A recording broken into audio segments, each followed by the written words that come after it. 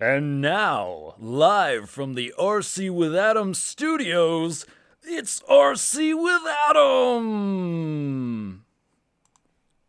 Hey everybody, good morning. Good morning, good evening, good afternoon, and good night, wherever you are in the world. Can everybody hear me okay? Because, once again, I do not have monitoring capabilities. I mean, I kind of do, but I can't hear myself. So you are going to be my sound man for today and probably forever. Let's see what's going on in the chat. Sanskar, hello. Finley Binyup, hello everybody. Where's everybody from? I'm curious what countries or states you guys are from. That's so cool that we can just like connect all the way around the world live. Wow. Sanskar, yes, I can do a giveaway. I'm not sure what it would be, though. Usually if I have like an extra product or something, I will do a giveaway. Although I might have something to do a giveaway with soon. Maybe. We'll see. We'll see. Nelson Moreno, anyone else wake up and order a Larva X HD? That sounds like a good thing to wake up to. But no, I did not. I did not. And somebody else.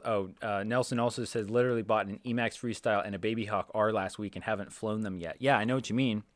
I know, right? Like, it's easy to buy the stuff. It's not quite as easy to actually just fly them. Like, I have a Cinecan. I think I put out a couple of videos on the Ishin Cinecan that I have, and then I broke it, and then it's just been sitting in pieces, and like I haven't really actually flown that thing, and I bought it like back in November, so I know what you mean. So if you guys have any questions for me about RC related stuff, maybe you are a beginner, maybe you don't even know where to start, go ahead and ask those in the chat, and maybe I or someone else will be able to help you. If you do want to ask me a question directly, make sure you tag me. Is it at or is it plus RC with Adam? Just make sure you put my name in there, because otherwise I might just think you're talking to somebody else. So be sure to do that as well. And then we're going to get started here in just a little bit. I did see somebody was asking, oh, hi from England. Well, hello. Hello from America. Good to have you. Good to have you with us, even if you are from England. Poland. That's pretty cool. Poland. That's kind of far north, isn't it? It's probably kind of... Is it cold there? Is there still snow in Poland?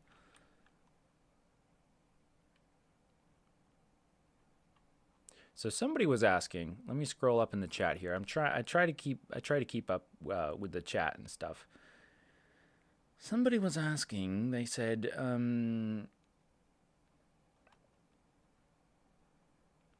Oh, Nelson Moreno, again, says, while the chat is live, anybody have any suggestions for a good 5-inch freestyle quad? I know that's not directed right at me, but that's a good question. Somebody says the Nazgul 5. Finley says Nazgul 5. Sanskar says get the budget basher, which, by the way, if you're talking about my budget basher, I am updating / like, I'm putting the parts list. I'm going to be putting that together. Not so much updated parts, but just kind of an updated collection of parts. Although I think the Mamba, I think the Mamba flight controller is, I don't think they make the original one anymore. They just have the Mark II. I'll need to look into that. In fact, I need to buy one because everybody's using them and they got all these questions about them, so I need to be able to like answer the questions and stuff. Finley says as long as you don't get the Ishin Wizard, anyone will be good. Oh man, don't be hating on the Ishin Wizard. The OG Wizard, although they have a lot of them now. A lot of different ones.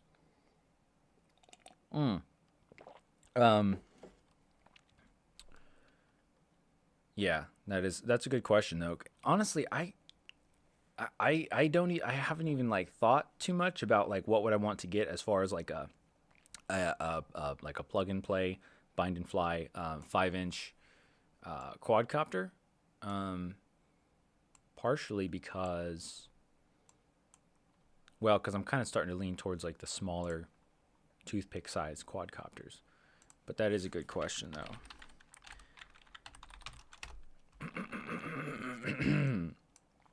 So, if you guys have any other questions, feel free to ask them.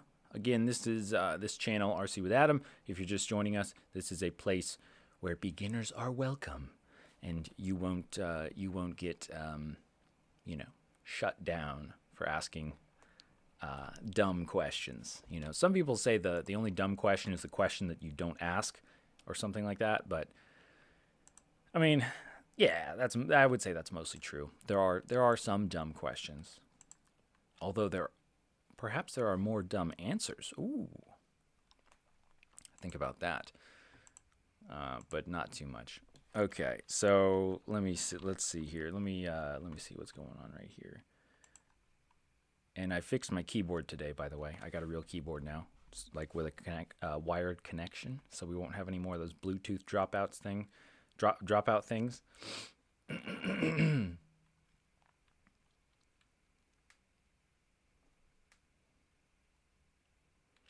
Reading the chat.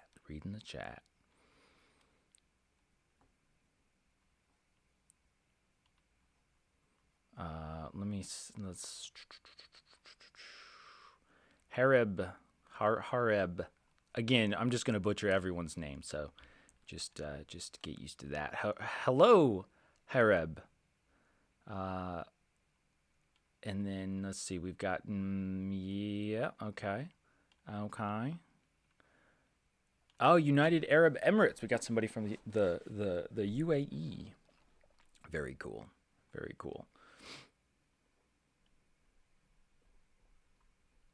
All right, thank you, Nelson. I appreciate that. And let's see, from Poland, what are the best props to fly as quiet as possible? That's a good question. I've thought about that quite a bit, but I'm not really sure. I don't know. The thing is, I just haven't tested out like enough propellers, honestly. But I will say, I think that it would have a lot to do with not just the propellers, but also the type of motor that you're using and actually how fast you're spinning the propellers. So I don't have a super great answer for you. I want to say that there have been some propellers that are some companies that are making propellers that are supposed to be quiet. Or no, yeah, like the DJI, they're supposed to be like, there are supposed to be, I guess, some quiet propellers for the DJI, whatever, Mavic or Phantom. So I don't know, maybe those are old, maybe they don't use those anymore, but there are certain things that could make a propeller quieter, I think. But yeah, sorry, short answer, no. I don't know. I'm not sure which propellers are the best to be as quiet as possible. I mean, basically, like if you have and I guess it kind of depends on as far as like quiet, because there's like, it could be loud, but then it could also be like a certain kind of like tone or a certain pitch that makes the propellers seem louder.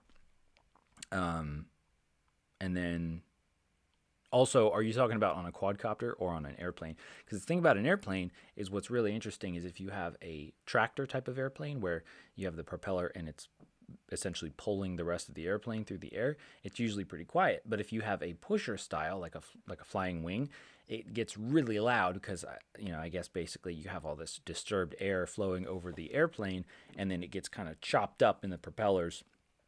And it's like really loud, and probably other sciencey things. But basically, it sounds like a screaming baby when it's flying down the field. Like that literally happened at Flight Fest last year. I heard the screaming sound. I was like, "What is going on?" And it was just an airplane. I thought it was a baby, but it wasn't, which is good. Finley asks, do you know anything about KISS? I take it you mean KISS as in the flight controller firmware. No, I do not. I do not know anything about it other than it seems like some people really like it for some reason, and it seems to be popular with racing. But that's it. That's basically it. Um, and well, and also my take on it, again, not having done like a ton of research on it, is that it's more like if you want to get into kind of more, I don't know, if you're very particular about getting your quad to fly a certain way or having certain features, then it could be good. So like, yeah, I don't think I wouldn't say it's probably better or worse than something like Betaflight. It seems to me like it's just kind of different. I know that wasn't your question, but that's my answer.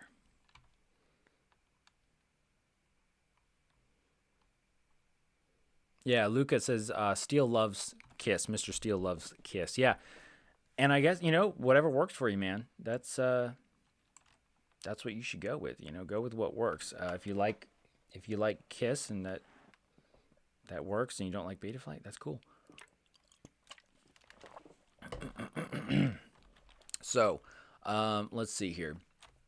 So one thing I do want to mention for any beginners out there that are watching this, either live or recorded, a great place to go for resources, because a lot of times, like if you're searching for an answer to a question or a troubleshooting problem that you have, you Google it and you might go to a forum or something, and that can be good, but sometimes it's hard to find like reputable information or just detailed information.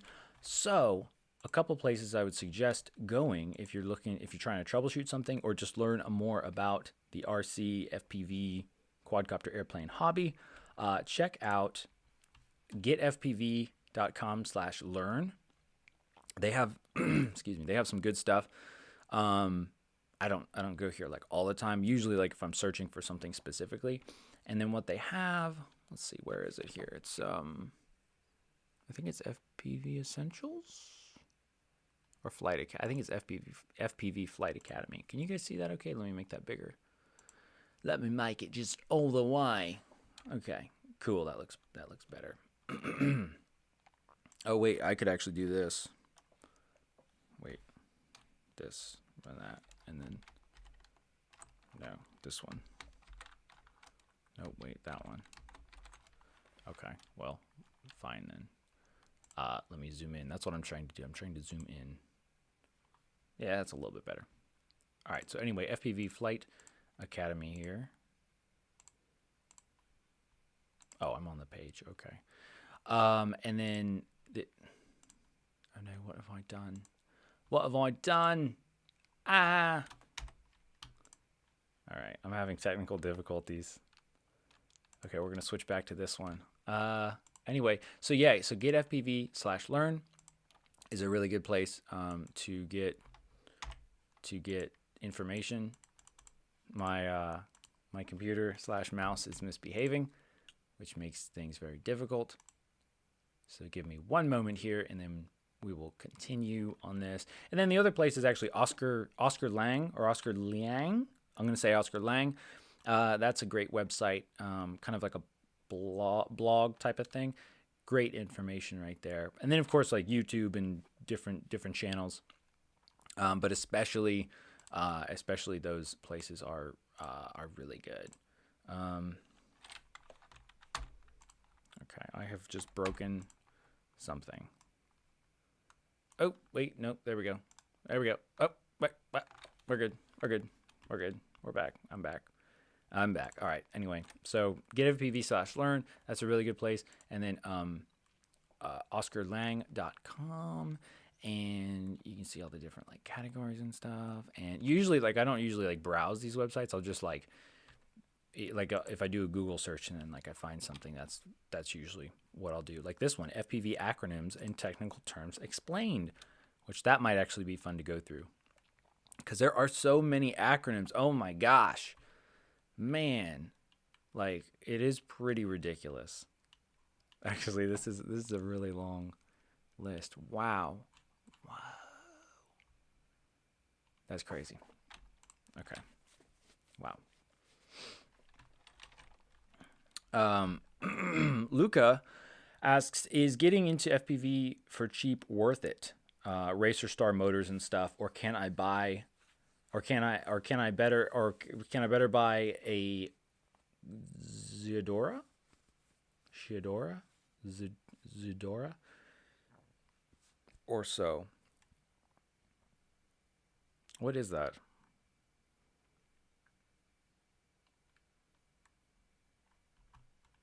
And Finley says no.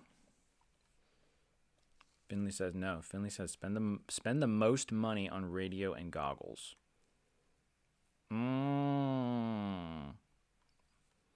Yeah, I mean, getting into FPV for cheap worth it. I mean, that's everybody's gonna have a different take on that. Like, because you could get where's my Bang? Let's go to Banggood. Like, you could get into FPV for cheap. I mean, I don't know. I guess it's like if you know you want to get into it, then yeah, you're safe putting it. Like, it would be better probably to put out a good amount of money just to get started, to get like pretty good stuff. But yeah, I would definitely say with goggles, it's probably not good to cheap out. But at the same time, like, you could get, Tiny Hawk 2. I think it's the Tiny Hawk 2. And I know we talked about this last week, but you could get I think it's this one right here, the Tiny Hawk 2. And I haven't tried these goggles. From what I've seen from reviews of the goggles, they're nothing special. They're maybe even kind of crappy, But you can get started. Like, I started with I don't even think they have them anymore. I started with the Eachine goggles 2. You know why? Because of Stu from UAV Futures. I think probably a lot of people. Oh yeah, that's all we get nowadays. Just a bunch of like PPE stuff. Anyway, so yeah, I started with like the Eachine goggles 2, which are these ginormous box goggles, and I use those for like quite a while. So I don't know. That's a good question. I guess it's kind of like, is it worth it? Maybe, maybe not. Has anybody tried? I know, like last week we talked about some of the goggles. The which one were those? The Eachine, EV, not machine, Eachine. No, I don't want machine. Autocorrect, man. The Eachine, what are they? The EV800D, I think, goggles. So those are like under $100. Are they? Would they be totally adequate for like getting started? I would say yes. Again, I haven't personally tried them. But at the same time, would you want to upgrade in a year or a couple years or something? Maybe so. Yeah. So I don't know. It just depends. It depends on your budget. I mean, that's kind of the whole thing. It depends on your budget. Is it worth it more to just, like, if you have the money and you're just like, I just want to buy this thing and I don't want to upgrade. Here's the thing, though. I will say this about the upgrading thing, is that when you what am I trying to say here? So like the whole thing of like, do I want to put in a bunch of money now and then have a like a higher quality product that's going to last me longer into the future, or do I want to basically buy like just good enough and use it until it breaks or whatever, and it won't last me as long, but it won't cost me as much either? Well, it's kind of like yes and no. Like for I do agree that like your goggles and your transmitter, even though I like the cheap stuff, obviously the cheap Fly Sky stuff, but those things are not going to be flying around smashing into trees and stuff, and those are not going to be the things that keep coming out, brand new models every month or it seems like every week, which would be the quadcopters. The quadcopters are what is going to constantly be updated, and you're going to be breaking things, and you're going to have to be replacing stuff. So yeah, so I think that would definitely make sense to spend more money on or to to make more of an investment in your goggles and your radio as opposed to your quadcopter, especially if you're just getting started. Because what you could do, depending on the setup, you might get goggles and transmitter, and then get a really cheap quadcopter, and then upgrade your quadcopter from there, and you could still use the same goggles and transmitter. Now what I fly is the Fat Shark Scout, the Scout goggles, which I like pretty well. But I don't know. I would like to, I mean, I think they're like probably the best, most compact box goggle. I think maybe, but then again, I'm not a product reviewer. That's for sure. But I think that something like that is a pretty, it's a pretty worthwhile investment, and it's definitely an upgrade from something like probably like the Eachine 800D goggles, I would say. And now to the chat.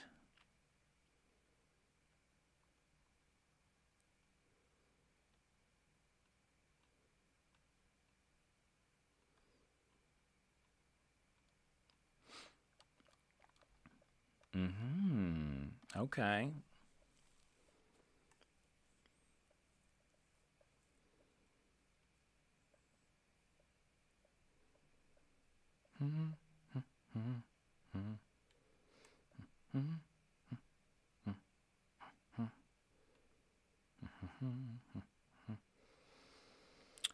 So let's see here.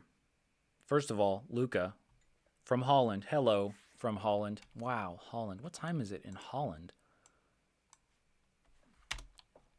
Right here, it's like 10 a.m. No, it's like 10:26 a.m. I am going to look up that quadcopter that you're talking about, if I can spell this correctly. Type. Wait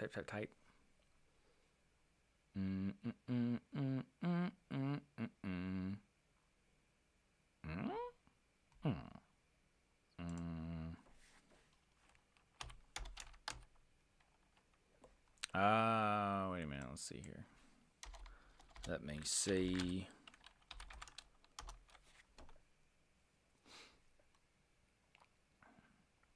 Oh, wait. Are you asking about the Sidora, like the CIDORA? Let me just bring up this right here. So this is what, this is what I'm seeing for this, for the Sidora.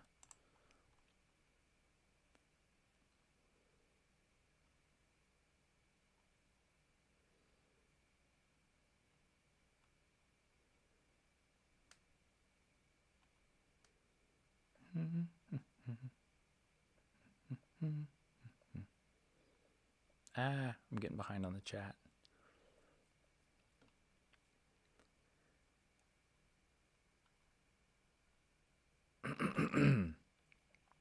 Okay, so let's see here. Let me see here.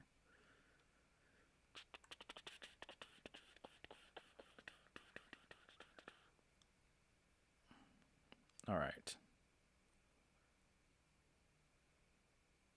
I'm just trying to keep up, or see what makes sense of what's going on in the chat here.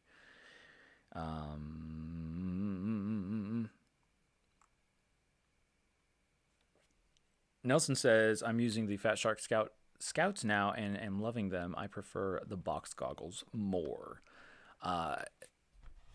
Very cool. Nelson, have you tried the other ones? I mean, have you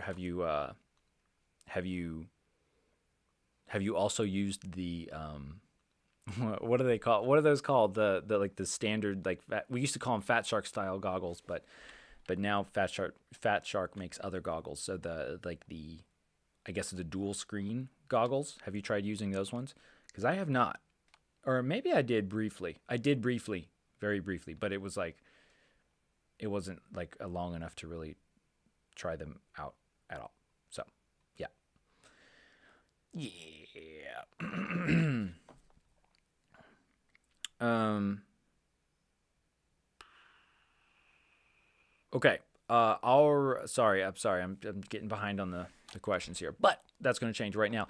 Or our Aridaz says, so I got my first quad with a transmitter and don't have FPV goggles yet, but I crash with acro in line of sight. Do you have some tips to learn to fly acro in line of sight? Yes. Don't do it.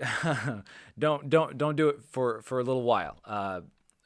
Don't go straight into acro line of sight because um, personally, this is just my how I did it. So this may work, may not work. Blah blah blah. Everybody has their different perspectives on how to learn stuff. But for me, I found it really helpful to just learn to fly line of sight in auto level mode. And actually, I was using. You can't see it, but it's right there. The what is it called? The Force One, the Force One F100, I think it's what it's called, and that's kind of a toy quadcopter type of deal, but it helped a lot to learn to fly line of sight. So if you're gonna fly, but yeah, so as far as flying acro line of sight, what I would do basically is get confident flying line of sight, flying towards yourself, away from yourself, doing turns and that sort of thing. And using auto level mode if that helps. And then I would say use really low rates, like really low, like lower than what you would normally fly with FPV, because it's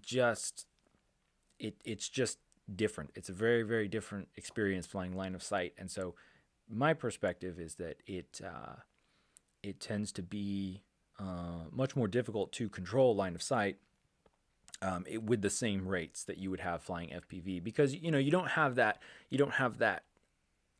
reference image that you get when you fly FPV, because you're looking like, if you're tilted like this much, you can really tell when you're flying FPV. Like you can tell you're tilting, what's going on, and kind of how much input the stick is having when you move the stick. But when you're flying line of sight, it can be hard to tell because the quadcopter might be farther away from you. It might be at a weird angle, and there's the whole depth perception type of thing. So that's what I would say. I would say start in auto level mode and use really low rates at first. Yes, I think that does it.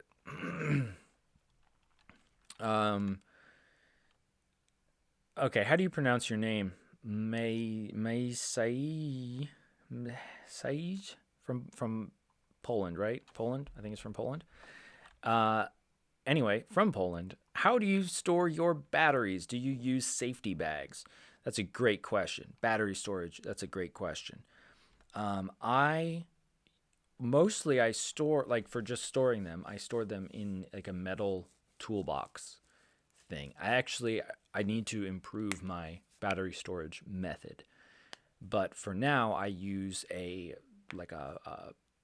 metal toolbox, and I do have like a foam like on the inside of the toolbox, so just in case somehow the batteries were to contact the metal, it wouldn't become like this thing where all the batteries contacting the metal fry each other and explode, because that would be bad. So I use a metal toolbox, and then I do use a lipo bag, but that's usually for stuff that like I have already charged, and then I'm just kind of waiting to use it, sort of. So really, honestly, my whole battery charging storage setup, it's not that great. I really need to improve it, and I will be. And also, I need to get a better charger. Man, can you believe I still have the same charger? I have the IMAX B6, I think it is. The little, little compact blue charger, that's still what I use. And I still have not, this is funny. I still have not gotten a designated, power supply for it that is actually rated for enough amps that I would want to put in the batteries. Like it's safe and everything, but I think I only have like a 3 amp power supply for it. And I think it could go up to like 10 or something like that. So like I could theoretically charge, more batteries in parallel or charge them faster or whatever. But I don't, because that's just how I roll. That is how I roll. I need to get one of those new fancy ones. Those I can't remember what they're called, but one of those nice ones. Maybe even with a touch screen. Although I'm not crazy about it. I'm not crazy about touch screens. Anyway, that's a good question though. Yeah, how do I store my batteries? I try to do it as safely as possible. Also, I have a fire extinguisher in here as well.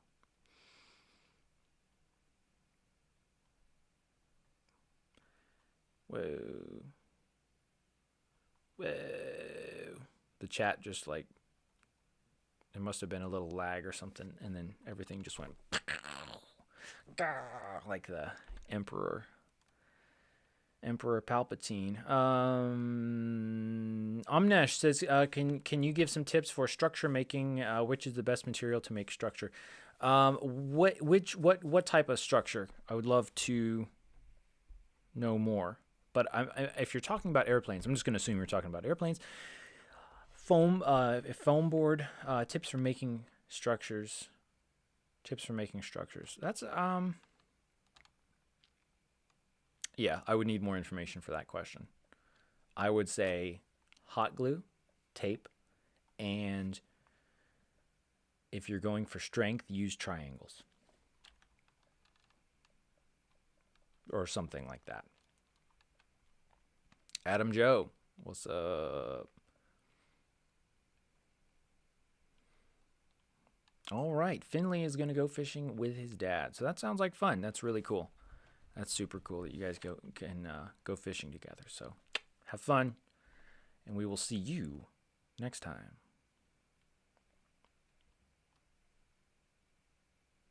Oh, Omnesh says best material for making an RC plane. I like foam board. Like Dollar Tree style foam board, or like the Flight Test foam board. Although I don't have any of the new Flight Test foam board that Flight Test has been pushing with their Maker foam. I don't have any of that, but I do have some of like their old brown stuff. And I would say, yeah, foam, and tape, glue.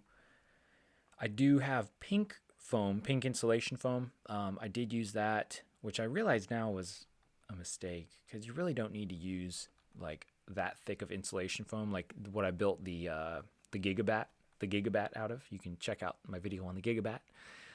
That was ridiculous, because it's like it was super strong, but it was just way too heavy. So I like using just regular old foam board. It's so easy to work with. Definitely not balsa, not glue, none of the covering type of stuff. And I do have some like other insulation foam, which I am going to try out for making another 3D airplane. And that is like it's like the kind of thinner, what is it? I think it's like a 1/2 inch, maybe 3/8. It's like a 1/2 inch foam, and it has like it's actually really cool because both sides are like laminated, or they have like a plastic film on both sides, so it really helps to keep it like kind of rigid, and then it really bounces back into place. Fun fact, that was what I used for the wing when I was first getting started in airplanes, experimenting with adding wings to the Flight Test Tiny Trainer. And there's a video on that as well, which you can go check out. So that's the same material. So I'm going to be using more of it. Oh, and for like reinforcing stuff, like popsicle sticks, barbecue skewers, sometimes like old credit cards, like plastic key cards. That's usually what I use for control horns. Yeah. Yeah.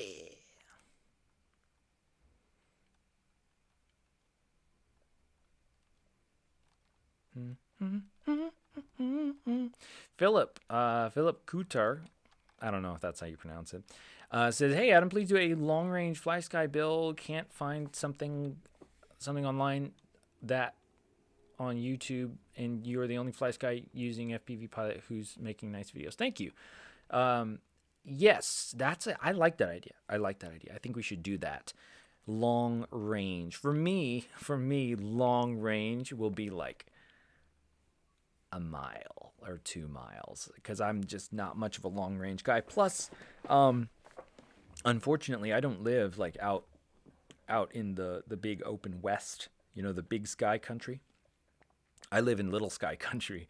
So it's kind of hard to find places to fly like long range without like, breaking multiple laws and things like that. That's a good idea though. That is kind of a whole other discipline a little bit in terms of like using larger propellers, larger motors, and that sort of thing. Although the technology is improving so much that it's like that whole type of idea of like using a certain type of propeller for a certain type of flying or a certain size quadcopter for this or that is really kind of being squished around, that idea. So anyway, don't really know where I was going with that. Just kind of a thought that I had. Nelson says, in response to the thing about the fat sharks, he says, "I've tried my friend's fat sharks on and they made my eyes hurt." Yeah, I have heard of that. He says, "No matter how much I adjusted the distance between my eyes, I still got double image. Best advice for learning acro. Watch a crap ton of videos of pilots with the stick cams. This way you get an idea of what you have to do when you fly acro. That's how I learned." Yeah, those are all very, very good information. Yeah, definitely. And then also like a simulator in terms of learning to fly acro. Although I have not used a simulator for flying line of sight acro, which could be interesting. I feel like is there one? I haven't tried it. I actually haven't tried it. I don't think it works on liftoff to try and do line of sight. Yeah, that seems like a much more difficult thing to do for like a simulator. I guess it shouldn't be. Anyway, I don't know. I'm just rambling there. Yeah, so anyway, back to the fat sharks. Yeah, I guess, for some people, I mean, that is one advantage of the box goggles is instead of it being like you have these weird little lenses for each eye, or, little screens and lenses and stuff, you have just a screen, and then it's magnified or whatever so that it's like in focus and stuff for your face. Which I think is interesting how the Eachine 800, what is it, the 800D goggles, EV800D, I think. Those ones, they have the adjustable focal length, which I think, it seems like a really great idea. It's like so much so that it's like, why aren't other goggle manufacturers doing that? Or box goggle manufacturers doing that? And the answer is, I don't know, but we're going to find out someday. Adam Joe says, "I have got my quad stuck in a 30-meter tree and came down after 2 days and a storm." Oh dang! What kind of quad was it, Adam? That would suck. Yeah, that would. I've thought about that. I've been thinking about how, like, what kind of frame would be best for not getting stuck in a tree, and I think probably the answer would be some sort of flying saucer type of shape.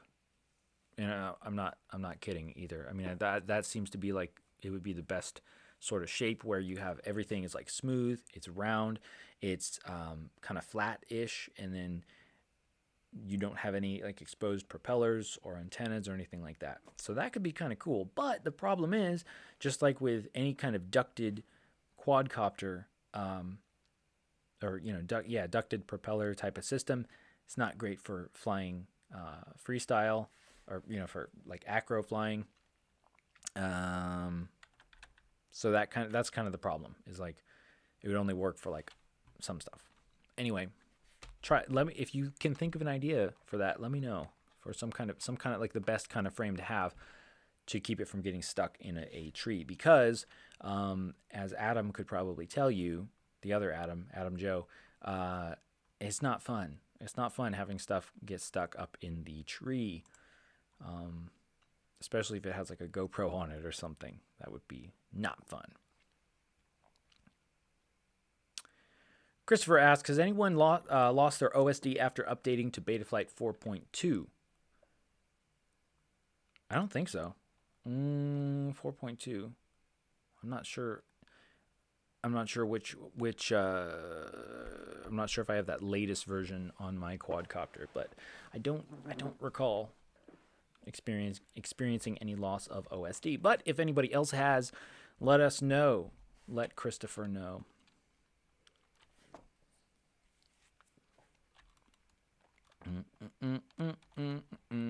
Home Dronin FPV says hello from Atlanta, Georgia. Hello, and welcome, For some reason, I thought that you were in Germany or someplace. I don't know why. I don't know. That's kind of funny. Wow. All right. Dang it! It happened again. I keep getting behind on the chat here. I'm working on it. You guys. Oh, also, by the way, you may notice that I don't have any background music going on. That's because I just want to be able to focus on me talking to you. Also, you can play your own background music. You see, so like if you're like, oh, I want to listen to some chill tunes while I'm, hanging out with Adam. You just play whatever kind of music you want. So then that way, our music is not competing. See what I did there? You're welcome. Let's get back to the chat and see what's going on. I got lost again, I think. Okay, yeah. Oh, yeah. All right. Let's see. Sanskar asks, what is the cheapest quad? That's a big question. That is a really big question. I don't know. Yeah, I would need more information than that. Like, because what is the cheapest quad? It depends on, like, FPV quad, or kind of depends on what you're talking about. Home Drone and FPV says, I have that charger. You're talking about the iMac, the one I was talking about, the iMax B6, I think it is. Yeah, it's worked. It's worked this long, so that's good. It's simple. It does the job.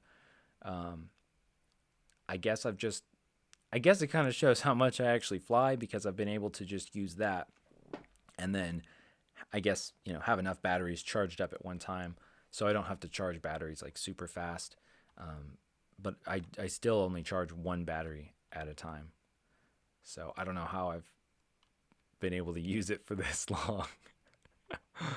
Oh man. Oh, Unfamiliar Gardener asks, can you explain the mix of VTail in FlySky FS i6X in any of your videos? Yes, I do. I do have a video about. I do, right? I think I do. Do I not? Wow, I can't. I don't even remember now.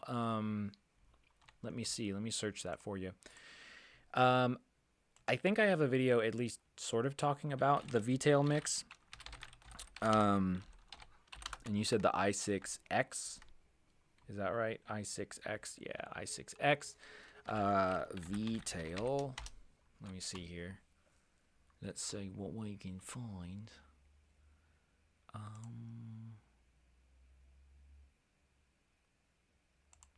Yeah, I thought I did, but I'm not sure.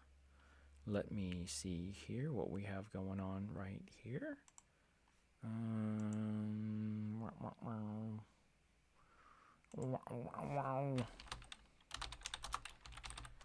See, so what I'm doing is I am really going through all of the functions and features of the FlySky i6s and making those videos. So that's, you guys are going to be seeing a bunch of those. So if you don't care about that, sorry, but I got to get those videos out. So I'm going to be releasing a bunch of those videos, but I don't know if I've really covered the i6 and the i6s in as much detail. So here we are on my channel. Let's just do a search of my channel. VTail. Pardon me. Okay, so I do have the VBAT. I have Elevons. Huh.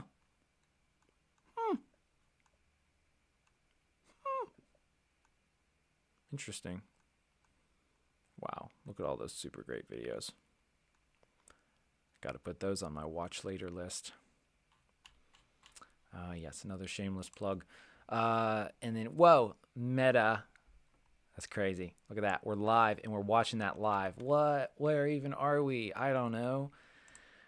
So anyway, yes, sorry. I got distracted. Woo! To answer your question, I do not have any videos on that. And at the moment, in my mind right now, I can't think of exactly the process for setting that up. But that brings up a good point. That brings up a very good point, is that the in the FlySky i6 and I think it's the i6 and the i6X, you do have a VTail mix, but in the i6S you do not. You don't have a VTail mix at all, but you do have additional mix options. Oh, maybe what they did is they said, hey, in total you would get like 5 mix options, but then on the i6X, some of those are just standardized as the VTail and Elevon and stuff. And then on the i6S, they said, we'll just let people do whatever they want. I don't know, but that's kind of a different question. Anyway, can I explain that? Yes, I can. One second, let me grab the radio. And maybe I can kind of help you right now. Okay. All right. So really what I'll do is I'll just make a video specifically about this, but let's see if I can kind of help you just to familiarize myself. So I'm looking at the FSi6X right here. I know you can't see that. I really need a better, like a camera so you can like see what I'm talking about, but I will narrate. Right along here. So if we go into the function setup menu, scroll down, and VTail. So there's a VTail mix. So it looks like that. VTail mix right there. Okay. Let's see here. So for the VTail, what they're saying is channel 2 and channel 4, right? Because so the thing about the VTail, well, I guess it kind of, wait, how do they have this? To be honest, these things always confuse me. Usually what I just do is I just like try it out. I just try out the different combinations. Oh, okay. So that if I actually turn it on, what it's showing is it's showing. Ooh, the light's too much bright. Bah. Well, anyway, it's showing that channel 2 is channel 2 minus channel 4, and channel 4 is channel 2 minus channel plus channel 4.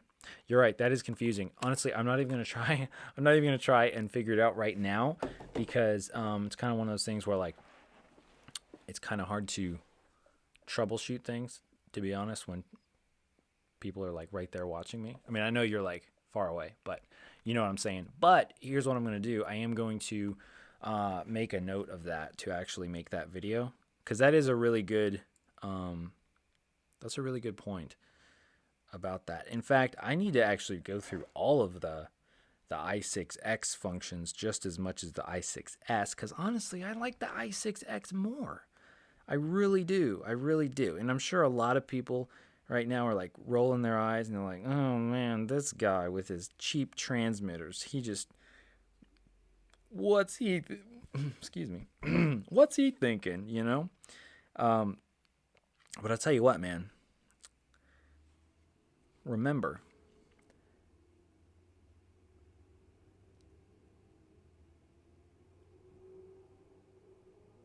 it is not the tool that makes the masterpiece.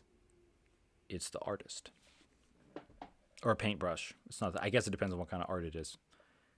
If it's it's not the chisel that makes the sculpture. It's the artist. You can tweet that because it's just super smart. All right.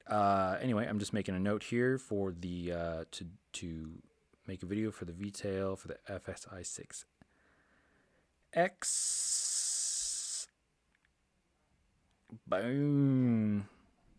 And you should be seeing that soon. Of course, I realize that that's not super helpful for you right now. But if you still have questions about that, leave me a comment in this video, or I guess once this is live, or after it's live. I think something like that. Anyway, yeah, I guess what I should have said is, what would you like to know about that? Anyway, let's see what we got going on in the chat here. Super easy to go off on a tangent, I'll tell you what.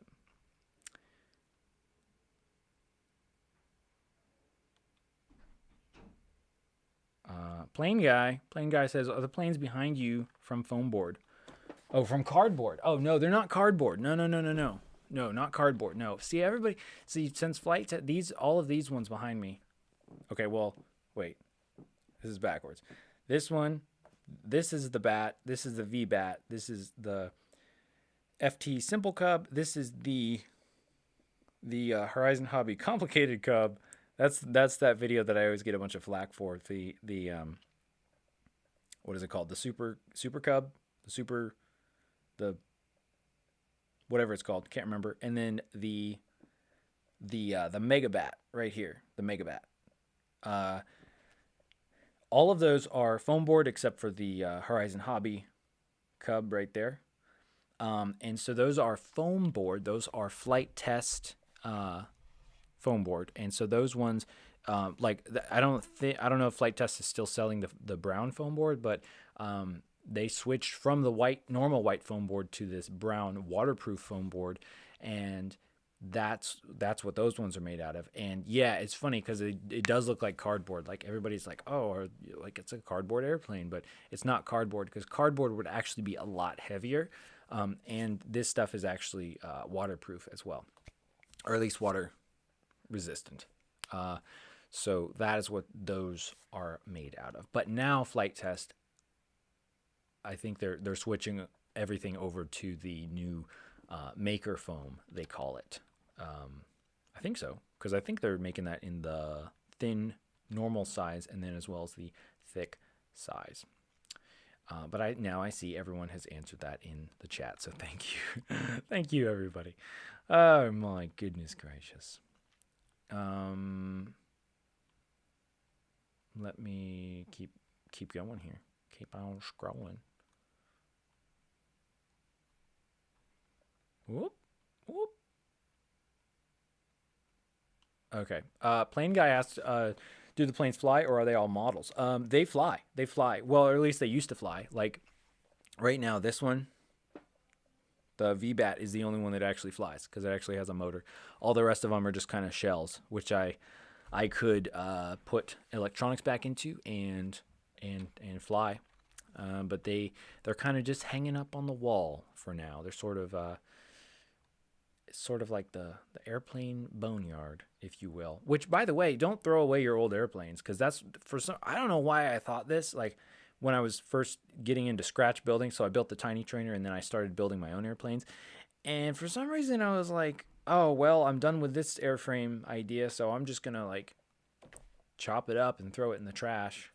And I wish I hadn't have done that, because like it would be kind of cool to still have those airframes. But I mean, at least I made videos about them and stuff, so I have that. But but it could be nice to kind of look back on them. Home Drone and FPV says, "Hey Adam, I noticed your printer. Can you print me a canopy for my Diatone 2019 GT R349? Wow, that is a long name and it sounds like a car. But yeah, yes, I could. Yes. Or I mean, if there are canopy files like for that and stuff.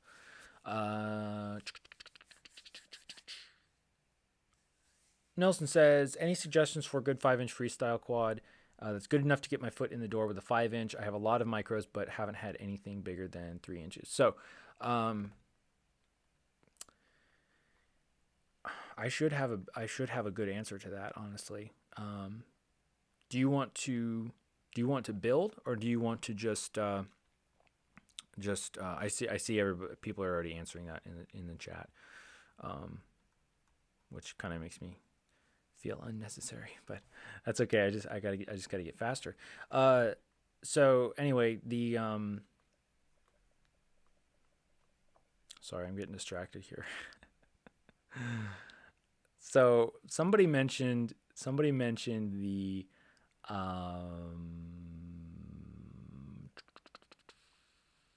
who is it?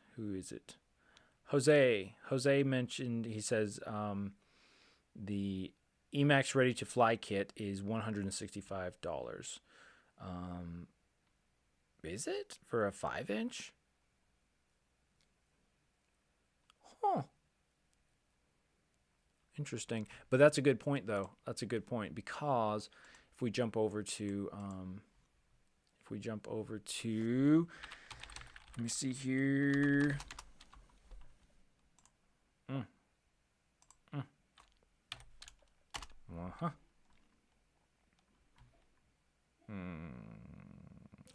I'm trying to look up the Emax like 5-inch quadcopters, because honestly, Emax seems pretty solid. Like, they seem like a really good, like, decent entry level. Let's jump back over to here. Now, I have Banggood up a lot.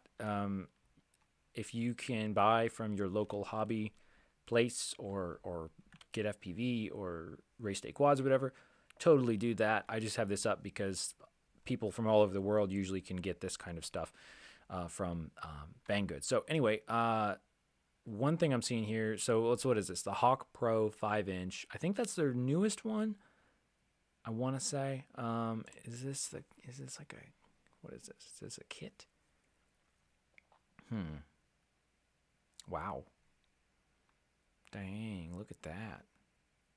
Dang. Oh, it's got those pulsar motors with the like light up or whatever.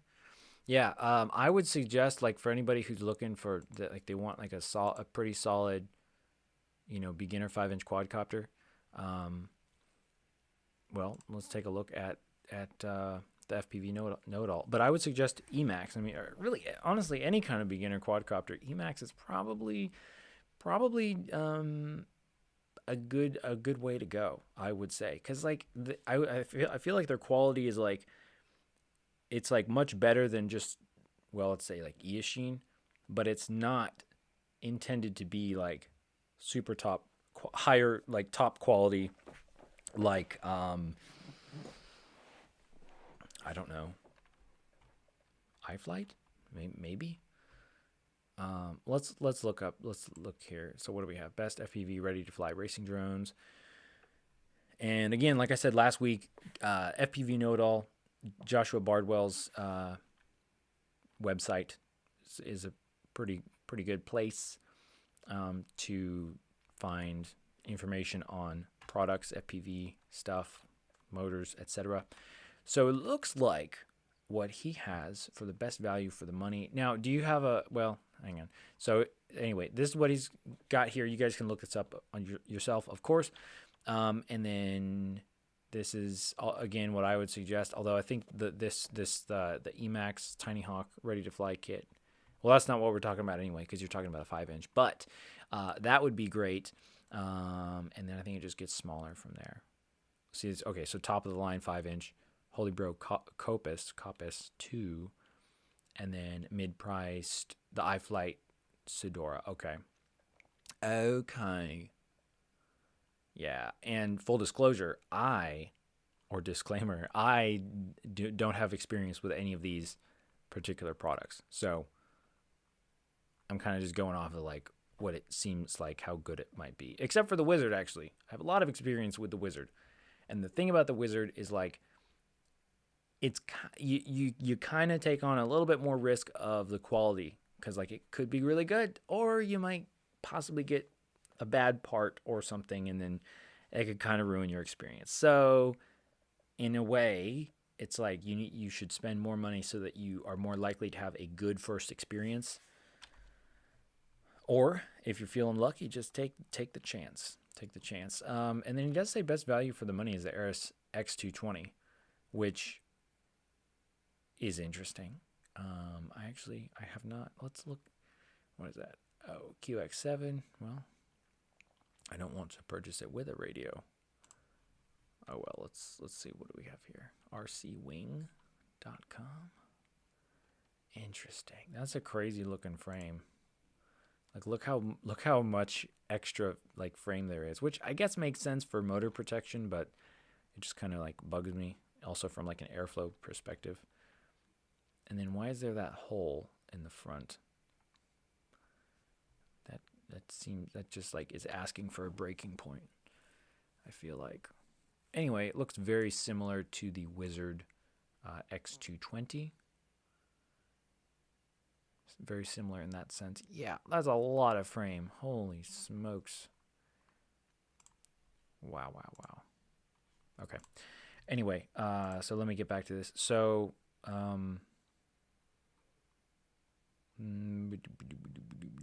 oh yeah, Nelson, I can't remember if you said what type of transmitter you have, or if you want to get something that is like all ready to go, like plug and play. So let us know unless you have already, in which case I will get to that very soon. Plane Guy. Sorry, Plane Guy. Got distracted there, Plane Guy. Plane Guy says, is it easy for beginners to build one? I want to try to fly RC planes. Yes and no. So let me think about this.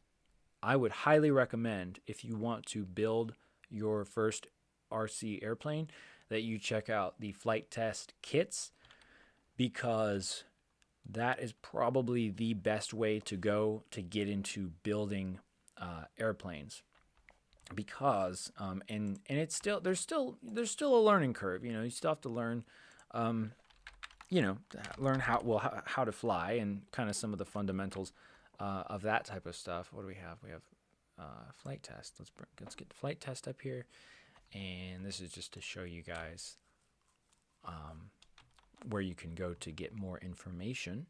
And so here we have airplanes, DIY airplanes, mini, standard, and STEM series. Personally, I like the mini airplanes. I got started with the tiny trainer. Let's see, are they showing these as a kit, or do they have? I want a kit. Oh, kit. That'd be like a full kit. Well, anyway. Well, let's look at the Mighty Mini Scout here, which actually I have sitting on the desk right over there, and I need to build it, and I need to use the power pack, what's it called? The model hobby model RC model something power pack. It's kind of like the flight test power pack, but a lot cheaper. Anyway, so you go to flight test, you go to the flight test store. I've heard good things about the Mighty Mini Scout. It's a good like backyard flyer. I have not tried it, but like I'm about to. I need to build it. And then on here they have all the different options. So just remember, like especially with airplanes, or not especially with airplanes, but like with airplanes, you have a very high upfront cost, relatively high upfront cost of your transmitter, your batteries, your the actual kit itself, so the foam board kit, the receiver, and then of course the electronics, and so your your motor, your servos, your ESC, and then propellers, that sort of stuff.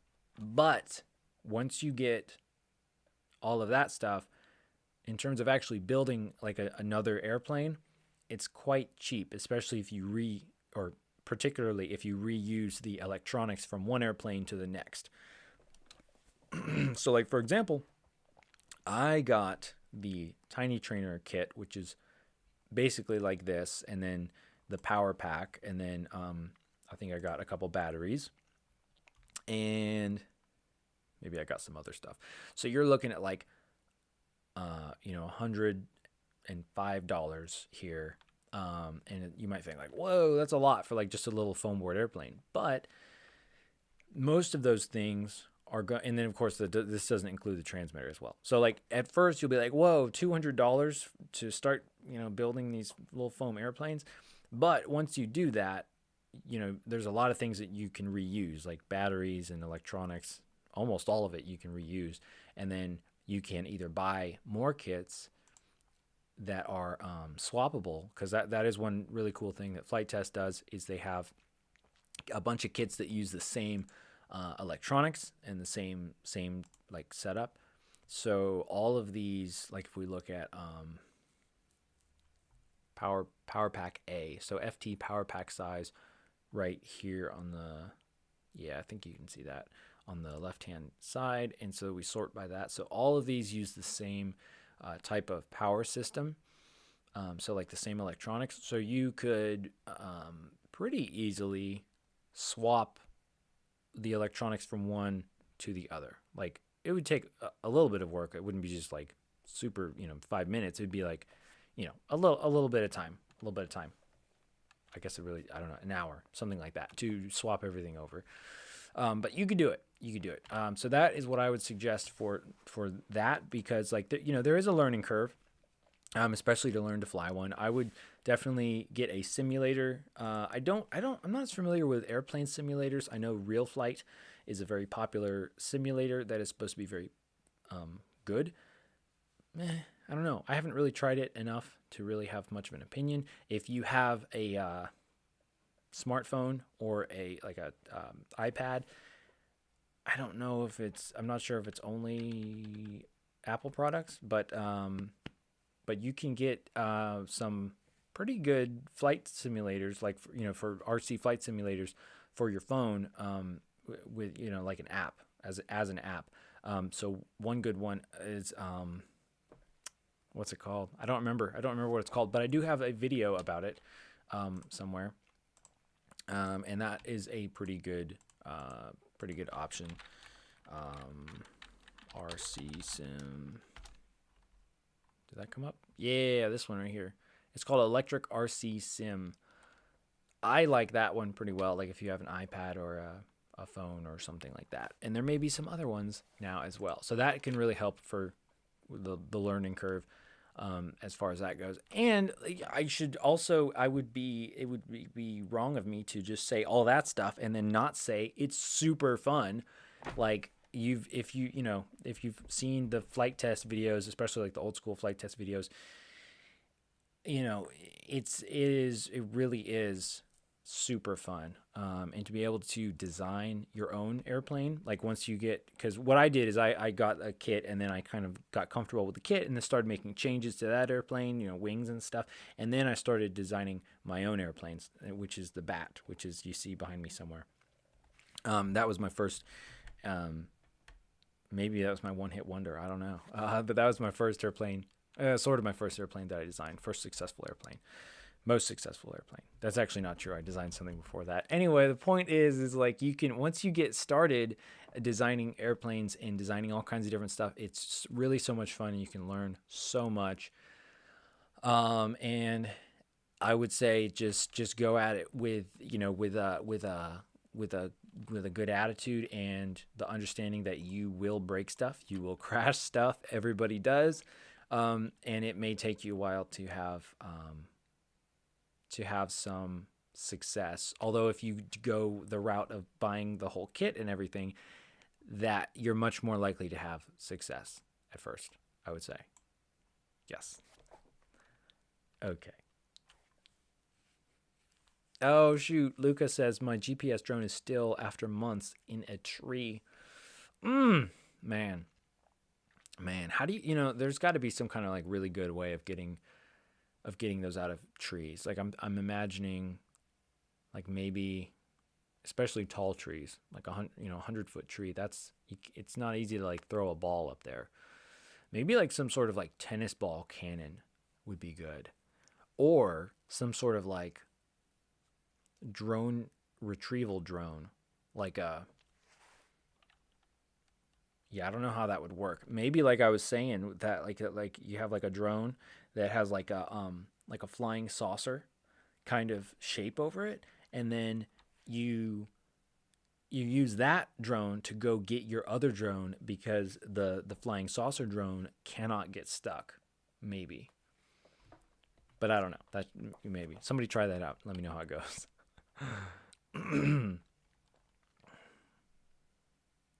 Wow. Luca also asks, can I use my stock Ender 3 for TPU, or do I need a direct drive extruder mod? So the TPU that I've been using is SaneSmart TPU, and the short answer is no, you don't need a direct drive thingy, because I've done it. And actually, I will say I think my CR10 prints TPU better than the Ender, and that could be for a few different reasons, like maybe the angle of the tube of the feeding tube, the what's that called? The filament tube, the PTFE tubing. So I would say the best thing is to just print really slowly. Like I've actually kind of started printing everything really slowly because I just like how it turns out better. But I would say with TPU, you should print like really slow, like 15 millimeters per second or something. And I usually do the first layer at 10 millimeters per second. So kind of excruciatingly slow. But you know what? If that's the difference between it turning out well and not turning out at all, then yeah, I'll print slow, and I'll just deal with it and let it print. Just let it print. And I did say I use the SaneSmart TPU, right? Yeah, that's what I use. This is SaneSmart TPU on the recommendation from Drone Mesh, and so that's the only TPU I've tried, and it is pretty. It's pretty, like, what do you call it? It's not like Ninja Flex or whatever. It's not like rubber bandy kind of stuff. It's like rather stiff, but very flexible, if that makes any sense. I don't know if that does. Anyway, yeah, I would try it without a direct drive unit. Just print really slowly. That's what I would say. Can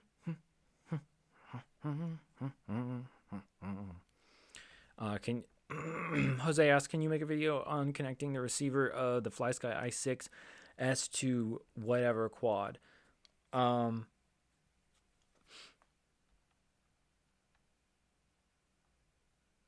Yes.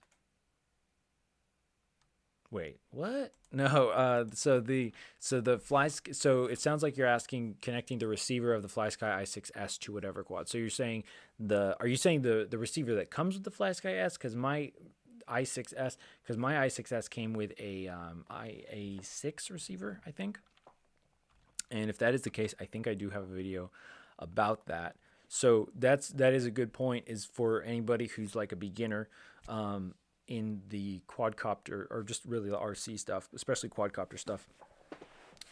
When you have pretty much, like, for the most part, like you've got your transmitter, and then you've got your receiver, and then you've got your quadcopter. How's this? It's all backwards.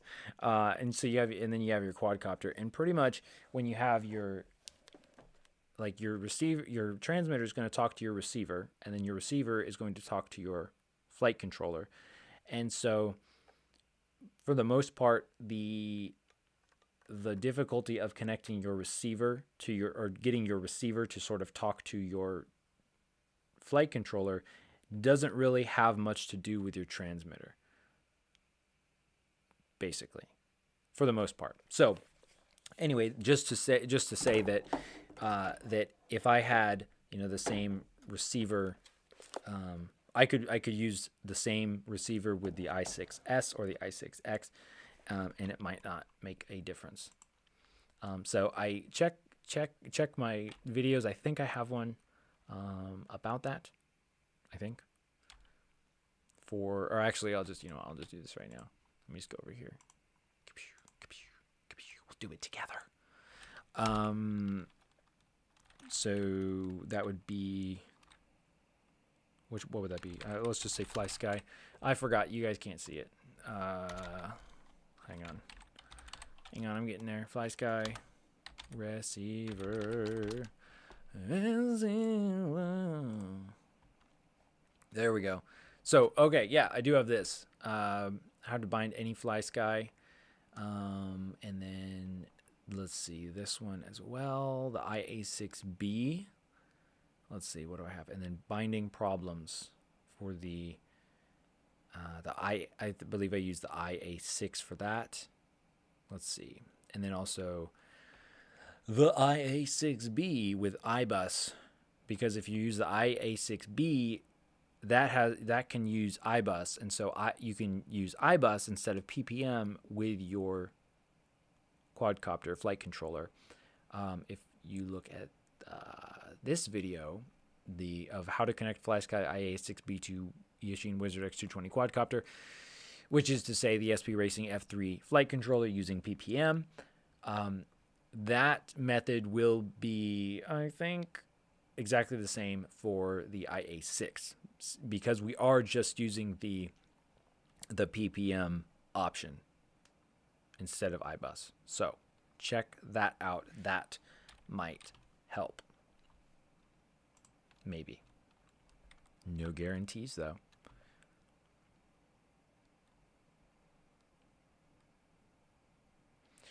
Jose asked, do you think the Fat Shark Recon V3s are enough for a beginner, or do you recommend buying the Fat Shark Scout?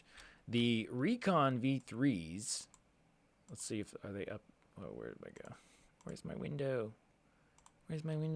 Fat Shark Recon V3. And I like to bring this up so that way we can all kind of be on the same page about like what we're talking about here. So let's see, Recon V3. Well, wow, that's cheaper than I would have thought. I guess that is like their cheapest one. Let's see. Again, disclaimer, I haven't personally used this, so I'm just kind of going off of what I see right here. It looks like it does not have diversity. Looks like it does not have. Does it have DVR? Let's see, 4.3 inch display. Oh, okay, never mind. DVR, analog video recording. SD card support. 40 channels. OSD. Which, by the way, the OSD, when they say OSD here,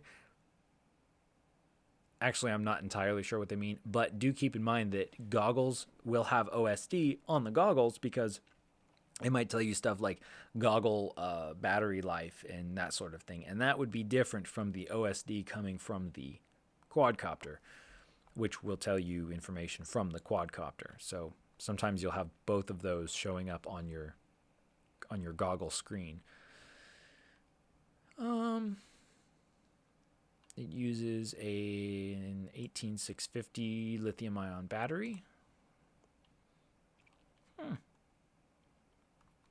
What does that say right there? What is the menu? Oh, long press, short press. Interesting. Yeah, again, I have not used it personally. Honestly, I don't think I've even watched reviews on it. So I would say go watch reviews on it. But yeah, I mean, it looks decent. It looks decent. But honestly, personally, if it was me, I think I would, and I was going to spend about this much money, I think I would just go for the Eachine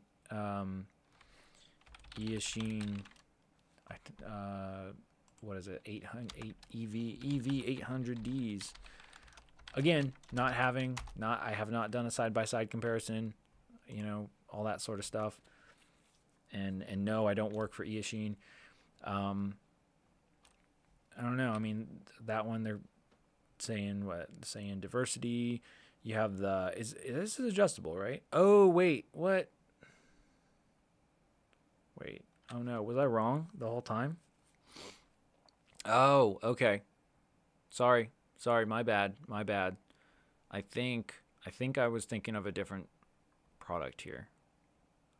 Well, that is interesting though. So apparently with this one, you can just basically take off the headset part and just use the screen like a normal screen.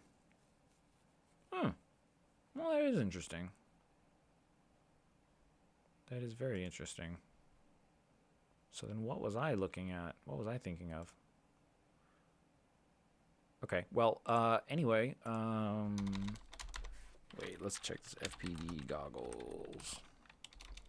Man, this autocorrect is just killing me. Goggles. Oh, the DM. That's what I was looking at. I was looking at the DM. Okay.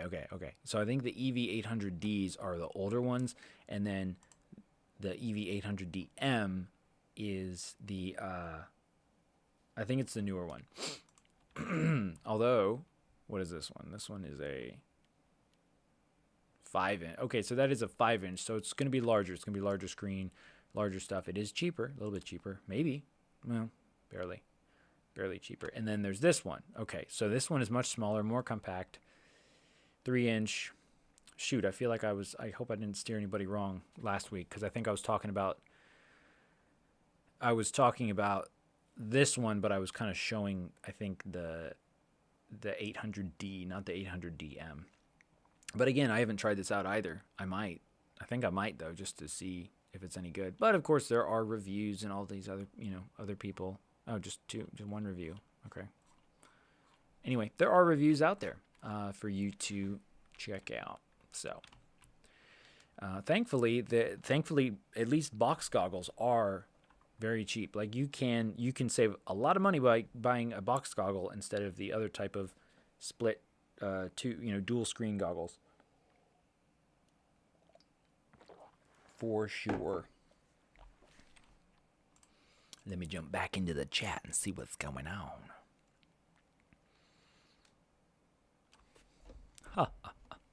I really need to start like actually reading the chat before I answer things, because I see like people have already said stuff about it, which is super cool. I'm glad that you guys do that. That's one of the things that I love about this hobby, the RC hobby and stuff. Is like people are always so willing to share and like help people, find things and figure stuff out and decide things and whatnot. Anyway, Nelson says the only difference between the Recon and the Scout is the Recon doesn't have diversity and is a little bit bigger, and the Scout has diversity and is a bit smaller and comes with a nice case. I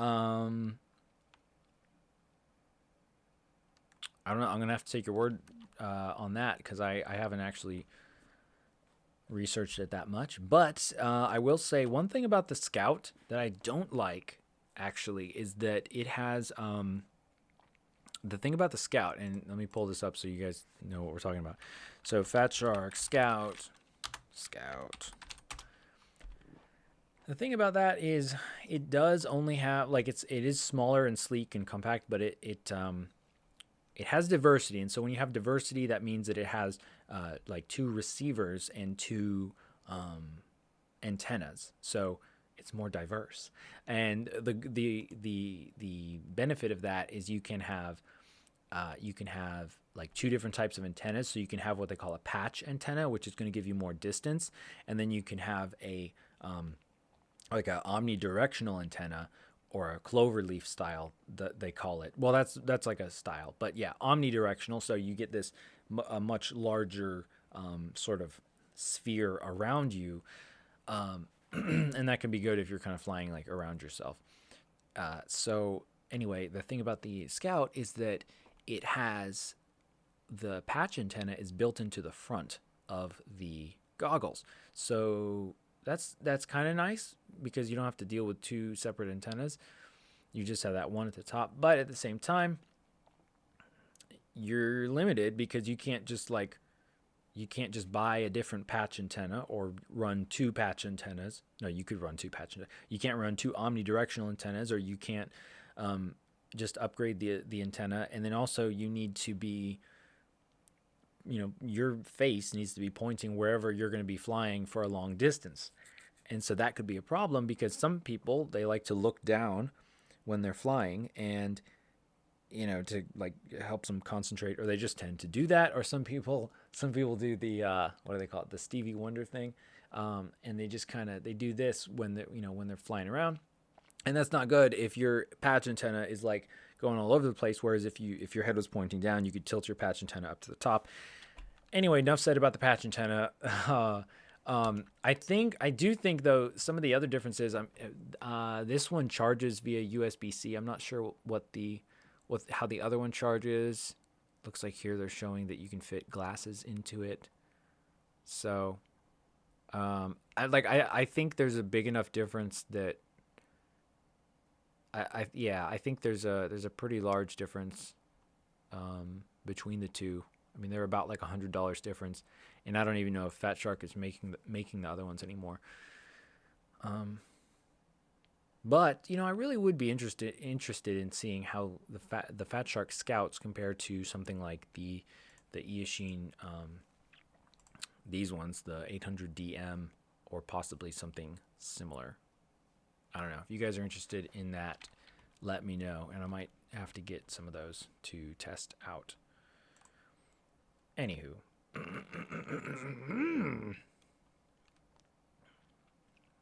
Unfamiliar says they have another question.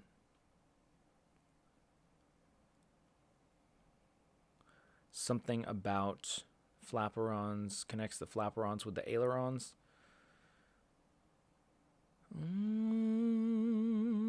I don't know what you're talking about. He says, does anyone see Rami RC or something like that? I don't know. I'm going to need some more information about that one. Nelson also asks, I would like to build one, but I feel like it would take me a whole week to build one. My soldering skills aren't that great. So I think we're going back to the 5-inch quadcopter idea in terms of building one or not. Yeah, so here's the thing. Building a quadcopter can take a long time, and it can be frustrating, and there's a learning curve to that as well. It's very good. It's a very positive thing to learn how to do that, but there is a learning curve to it. So, pardon me. Man, I've just been burping a bunch this morning. I don't know what's going on.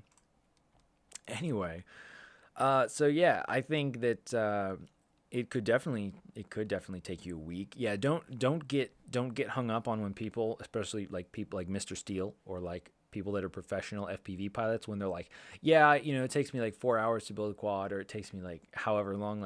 Don't compare yourselves to those people, because this is what they do all the time, and they built tons of them. So, I mean, I don't know. For me, it would probably take maybe a couple days.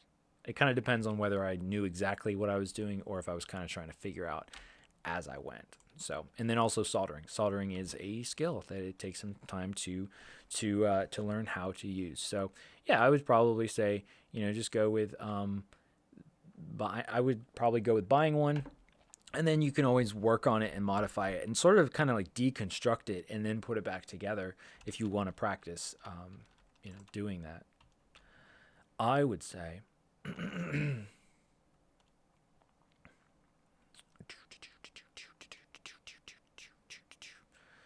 let me see here. So let's see, home drone and FPV. Yes. Email me about doing a print for your what was it? It's a GT something. That quadcopter canopy. Email me. and give me some more information on that and some like links to what you would want printed and stuff. And then we could probably work something out from there. RCwithAdam@gmail.com. And let's see. Nelson's talking about getting the Emacs Buzz. Emacs Buzz. Yeah, I think that was the one I was looking at as well. The Emacs Buzz. I think that's is that like the cheap one? Emacs Buzz. That's spare parts.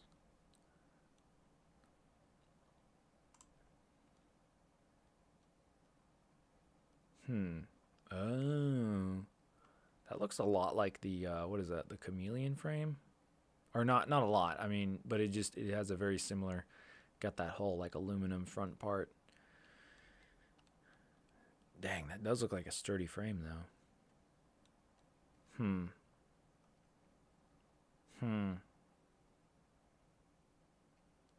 So that one comes, let's see, without receiver. So 316. Yeah, I don't know. I mean, personally, I think that I feel like that. Not that it's like steep in terms of the price. Like I don't really, well, not knowing a whole lot about the Emacs Buzz, or really a lot of the different offerings from Emacs, but well, I would say it definitely goes beyond like a budget quadcopter is what I'm saying. So if you want to get something that's beyond the budget kind of range, which I would say would be like sub 200, then if you want to get something beyond that would probably be good. I don't know a whole lot about this though, but it looks like there's plenty of good reviews on it. Very interesting. Actually, I'm curious now. Let me go to let's take a trip to the Emacs USA. And let's take a look at what they have here. So they have the Buzz. They've got, they have the Buzz, and then they gotta have more. They gotta have more than that. Where's the Hawk? Oh, there we go. The Hawk series. What I want. Oh, okay. Oh, yeah. They have the Hawk Sport. The Hawk Sport. Now that looks like might be a pretty decent budget one. But yeah, you're right. Or somebody said it's more for racing, and that is true, because like you're not gonna mount a GoPro on that. That's a good point. I want a 5-inch. Why do they not even show that? They don't even show the Hawk series on there. I don't know. Let's look at this one. Oh, there's like spare parts and stuff. Man, get a better website, Emacs. Yeesh. Okay, anyway. So I think that some of the Emacs Hawk series might be good. Where am I? There we go. See, like, yeah, you could definitely mount, well, there might be room to mount a GoPro on there. You could certainly mount a case on there. Emacs Hawk. Let's just look up the Hawk. They love their Hawk. They love, the Tiny Hawk, the Super Hawk, the Freestyle Hawk. Well, I'll be danged. Yeah, I guess it really is just more for like racing. I mean, from what I can find of them.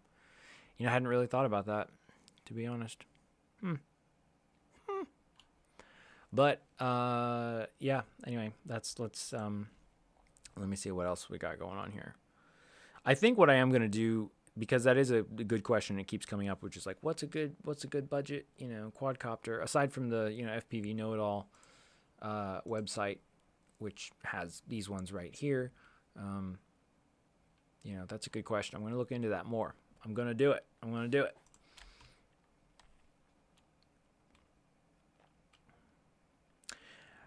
Andre asks, have you seen the new T-Motor FT5? Pretty convenient design. I have not. Is that... What is that? Is that a quadcopter? Is it on Banggood? T-Motor FT5?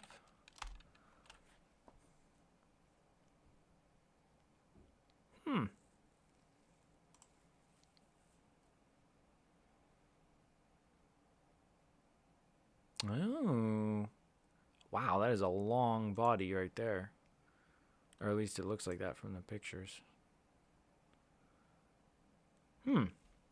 But you know, I do like that because it's like there's a lot of mounting room. And that is something that is, I think, that is very important if you are, usually if you're trying to get a budget quadcopter, you're also like a beginner. And so if you're a beginner, then you want to have a lot of room to work on things, because it might seem really cool to have like a super compact quadcopter and all this stuff. Really, you're not going to notice much in the performance difference if you're just flying like freestyle, and it's going to be a lot easier to work on parts and get parts in place in the quadcopter if you have a lot more kind of room, and if you want to mount like a camera or different types of batteries and that sort of thing. So this looks interesting actually. Let's look at some of the specs here. Huh.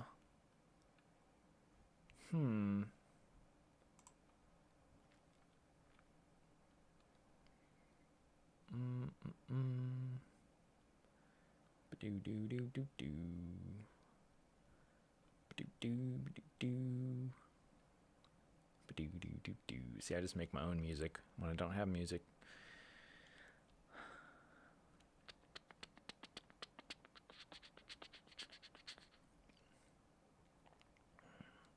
Nelson says, Adam, you should do a video on the SpeedyBee app. I've seen that if you get an OTG cable for either Android or iOS and connect your phone to the drone with SpeedyBee.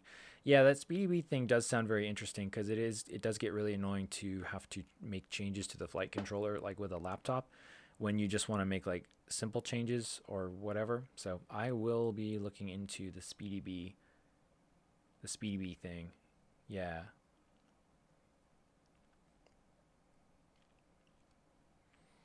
Bass Ham Toaster says there's a new fixed wing RC sim coming out sometime this summer. It's similar to Simple Planes, but it's specifically for RC. It's called Balsa. Oh, I've heard about this. In fact, one of my buddies, KV Thunder, said that he's been trying out the demo version of the Balsa sim. Yeah, that's really interesting. Actually, we should talk more about that like next week or something. The Balsa RC sim thing. So if you guys have if you're I don't know what I was trying to say there. Simple Planes. If you know what Simple Planes is, or if you've seen some of my videos about Simple Planes is super fun. It's ridiculously fun for a creative type of person like me. Yeah, you can't do anything, and it's not super realistic, but it's really cool, and you can build all kinds of different aircraft and kind of do some different like physics simulation type of stuff. It's really great for just kind of getting your creativity out and kind of seeing what kind of cool airplane designs you can come up with. So Simple Planes is super cool. Check out those videos on that. But now they're coming, or not they, but like another company is coming out with something that's very similar to Simple Planes, but like on steroids, like better graphics, better physics. I haven't tried it, but like supposedly, and all kinds of different options, like in terms of how you can, adding parts to the airplanes, modifying stuff. The gameplay is different. I think they're going to have multiplayer. I don't remember. I think they are. That would be really, really cool if they had a multiplayer thing set up, because you can't do that with Simple Planes, at least not easily. And so that is called, it's called Balsa RC Sim, or Balsa Simulator or something. And also, I think they have a mode, or they have a feature where you can have like a transmitter like this on the, as an overlay, so you can see what the airplane is doing and your transmitter sticks, which could be really good for like teaching how to fly an RC airplane with your transmitter, but like from a different like perspective. So that's super cool. So thanks for mentioning that. Bass, probably bass. Bowden tube. Thank you, Luca. That is what I was thinking of. I think that's the term I was thinking of. Bowden tube, right? Instead of the feeder tube or the PTFE tubing. I'm starting to get where I can't talk very well because I've been talking too much. So we're gonna wrap things up here in a little bit. But thank you for mentioning this thing though, the T-Motor FT5. It looks very interesting. It looks like we have let's see, brushless ESC T-Motor, 45 amp, BL Heli, 4-in-1 ESC, 2400 kV. Let's see, V2306, 2400 kV 4-cell motors.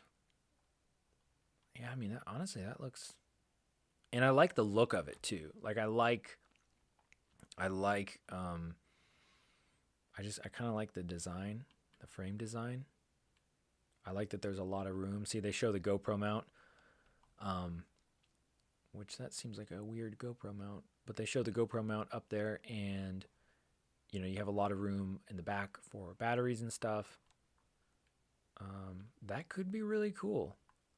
Oh, I do see. Okay, so I see here the Nazgul. The iFlight Nazgul is kind of around that same price, under 200. That's definitely something I should check out for sure. Cause like some of this stuff, I mean, man, if I had the money, I would just buy it. I would just buy all this different stuff just so I could like see if it was any good for like kind of, for, beginners or people on a budget or whatever. But, nowadays I end up, I'm basically just using what I have or like cannibalizing other things to make new things and quadcopters and stuff. Anywho. So, RD5500 asks, "Hi Adam, hi. I have a question. I want to do long range FPV. Should I mod my FSI6 to use R9M module, or should I get a 1 to 2 watt signal booster?" Man, I don't know.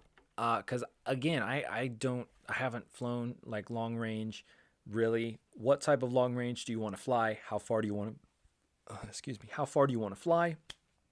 And then also, I guess if you're using the R9M module, that would be, is that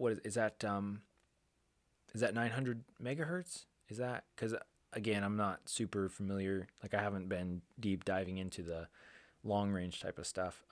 But so I guess you would have to switch over to the FreeSky receivers and stuff. And look, again, I haven't done a whole lot of research, so I don't really have much room to say much, but basically it sounds like everybody says that that FreeSky is just the king of long range, and I guess it's true. I mean, I don't have any evidence to say that it's not true or to say that there's a much better alternative.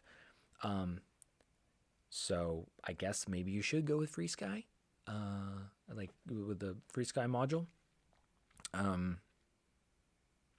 don't know. I'm not sure. Or potentially you could hop over to the new FlySky module thing, or the new FlySky protocol, the AFHDS 3A. But again, I don't know a whole lot about that either. Atul Kamar asks, which solder tip should I use for fine soldering, like soldering wires in my flight controller? I'm not sure. Let me see if I can figure out which kind I have. So stay there. Don't go anywhere.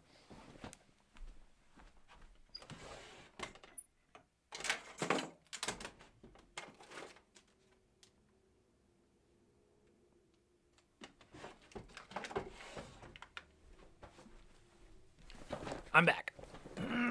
Okay, so the one that I have, the soldering iron tip that I have is from Weller, and let's bring it back over here. So the soldering iron tip that I have is from Weller, and I bought this like a while ago, and this is just what I use all the time. This is they call it an ST7. It is a 0.03 inches or 0.79 millimeters conical tip, and so this is not the actual tip that I. Yeah, the one that I use is on my soldering iron. So this is the old one, but this is what it looks like. I mean, this is what the information looks like right there. And so it's just like a small, pretty fine. So I've used that one. It works pretty well. If you get into like really small stuff, like very small 20 by 20 stacks, sometimes it can be a little difficult even with that. But I think companies are getting better actually at making the soldering pads bigger and spaced out more.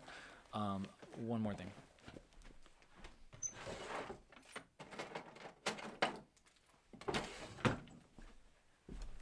And actually talking about soldering irons, like I think we talked about soldering irons a little bit last week.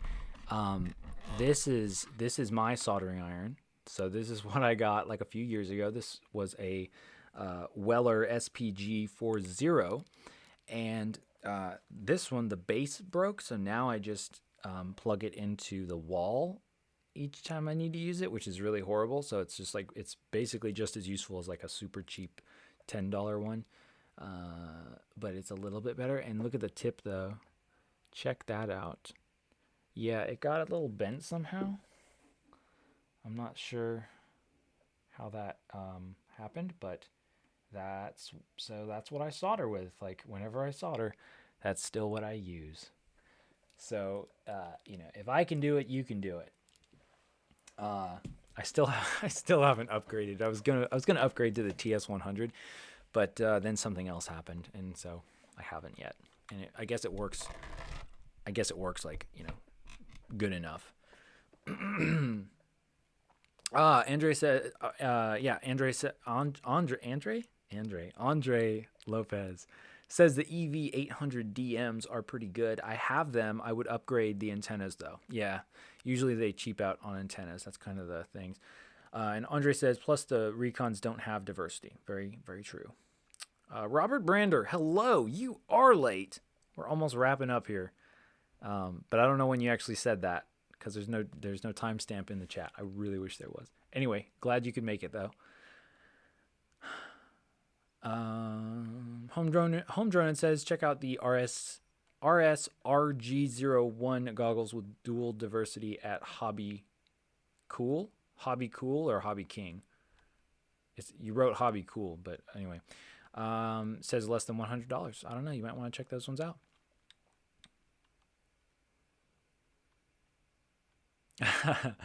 Andre says he does the Stevie Wonder thing, where you just kind of close your eyes and like sway side to side. Said he had to sit down because his body would tip over every time he moves the quad. Yeah, that is totally. I think that's something that gets overlooked a lot. Is like when you're learning how to fly, sort of having that disconnecting yourself from, or I guess having the awareness of like, I'm watching the quadcopter, but I'm not going to move. Like that's not actually something that's happening. It's kind of like. Yeah, it's like at first it's just like instinctive and like reactionary, that like when you're about to hit a tree, you're like whoa, you want to like this is gonna move the quadcopter, which it could actually if you had a gyro, which that would be fun. Has anybody done that yet? That would be a fun and also kind of terrible idea. Like if you had a gyro thing, and then you just kind of like tilt it forward or backwards or left and right, that would be fun.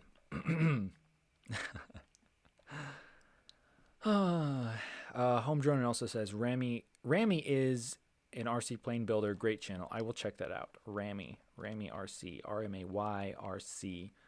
I'll check that out and see how it see what I think about it.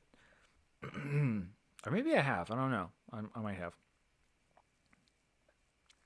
Robert Brander says the future is stealth, antenna trackers, and bird drones. Yeah. I agree with that. I think if I understand that, yeah, stealth, yeah, for sure. I don't like making a lot of noise when I fly, just out of like courtesy. But then, also it could be useful for just like, anytime you want to be stealthy. Antenna trackers, in terms of like Yeah, do you mean like an antenna that like follows the quadcopter? Heck yeah. I don't know why we don't have that already. Or why. I mean, I know that's obviously a thing, but I mean, I haven't seen it in like a common use. That would be a super cool thing to do because I know like I'm not totally sure how all that stuff works, but I know like you can if you can build like a sun tracker thing using like Arduino or something like that. I would think you could do the same thing but with like an antenna and then mount that baby on your goggles or whatever, or maybe just on a tripod, and then have little motors that like follow it around. But the motors might have to go kind of fast actually, which would be pretty cool because if you had like it's antenna that's just like following your quadcopter around, and the signal would like never, well, not never, but almost never be bad. So, yes, very much. Also, bird drones. Yeah, that is definitely, I think, where we're headed, for sure. Uh, let's see. Hello, and welcome to anybody who's jumping in right about now. We're gonna wrap up here in just a minute, but it's been really fun hanging out with you guys. I want to see if I can get to some of the rest of these questions you guys have in here.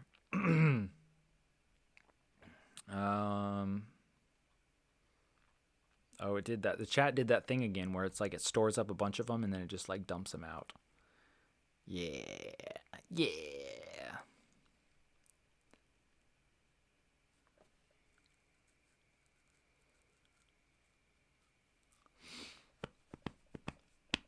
Just reading the chat. Reading the chat. And I always say I'm reading the chat because when people watch this later on, they're like, what's he doing? He's just staring at the screen. So I'm like, no, I'm reading the chat. That's what I try to say. Robert Brander, how do I get FPV on my 55-inch smart TV? Basically, I do have a video about that, which is like, I mean, it's like in a way, it's super simple. And there's definitely different ways you could do it, but I did kind of make a video that might be helpful on TV. Let me see if I can find that here. Yeah, let's go back over here. Shaboom. This one right here. Connecting FPV goggles to TV via Eachine DVR Pro. I realize now that there are probably other and better ways of doing it, but maybe that video will be helpful to you to, I don't know, just as a reference or something.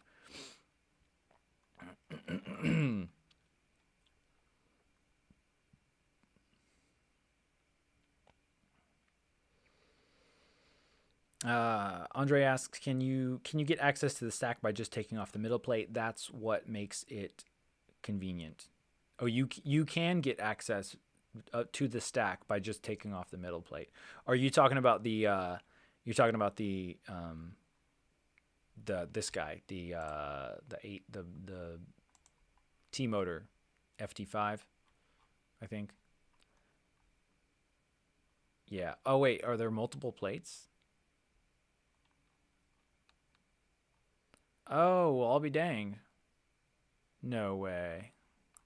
No way. That's crazy. Wait.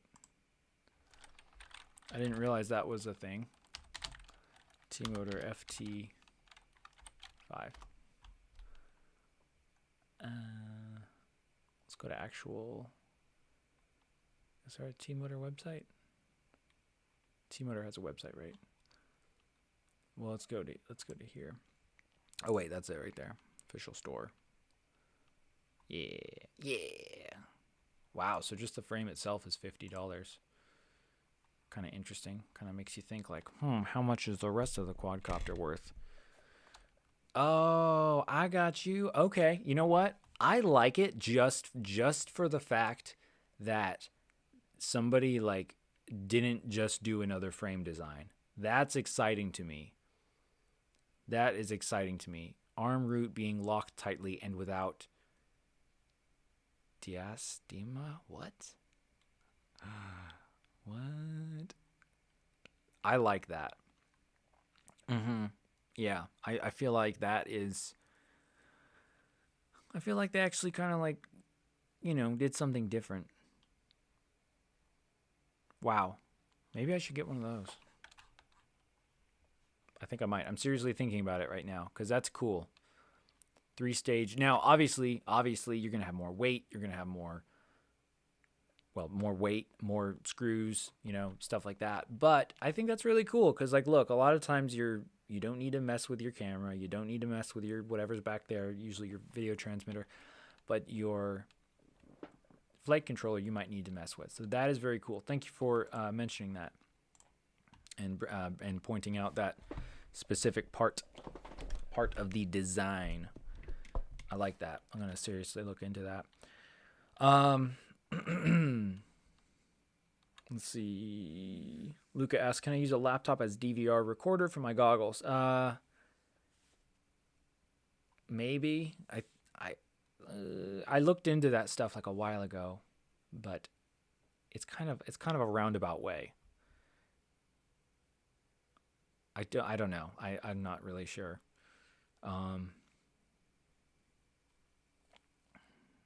Ben Headley says SpeedyB is good, but no sliders yet. Sliders? I guess you have to like type in the numbers maybe or something. Robert Brander asks, is it safe to buy from Banggood these days? So, I mean, do you mean like because of the whole like global pandemic thing that's been going on, or do you mean just like because of like their quality and customer service and stuff? I mean, I think I would probably say yeah. I mean, I've always been kind of leery of buying from Banggood because it's kind of hit or miss. But then I've never really had any problems with it either. And in terms of like the health safety perspective, I don't know. My thinking is that probably if anything was like contaminated over there, by the time it gets to you, because it'll probably be like a couple weeks, it'll probably die. But then again, I'm not a doctor and I'm not a scientist, and I'm not a lot of things, but that's just my take on it.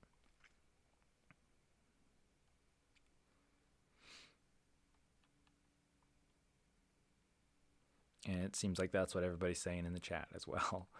So super cool.